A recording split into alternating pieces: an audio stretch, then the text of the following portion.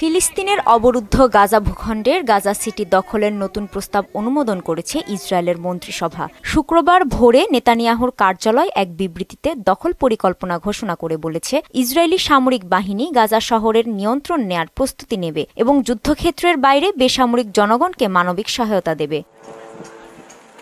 Israeli এক কর্মকর্তার বরাতে এক্সিওস নিউজ জানিয়েছে, আগামী ৭ অক্টোবরের মধ্যে গাজা সিটি থেকে সব ফিলিস্তিনিকে আশ্রয়কেন্দ্র সহ বিভিন্ন স্থানে সরিয়ে নেয়ার পরিকল্পনা করেছে ইসরায়েল।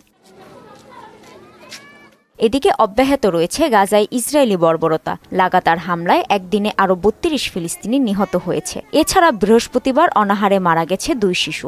২২ মাসের এ তাণ্ডবে প্রাণহানি ছাড়িয়েছে ৬১,২০০, আর অনাহারেও মারা গেছে প্রায় ২০০ জন। বিশ্ব স্বাস্থ্য সংস্থা বলছে, গাজায় ৫ বছরের নিচে ১২,০০০ শিশু তীব্র অপুষ্টিতে ভুগছে।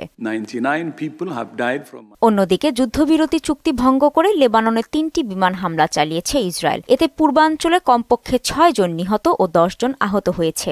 ইসরায়েল এ হামলাগুলোর দায় স্বীকার না করলেও তাদের সেনাবাহিনী জানিয়েছে, তারা হিজবুল্লাহর অবকাঠামো লক্ষ্য করে আক্রমণ চালিয়েছে।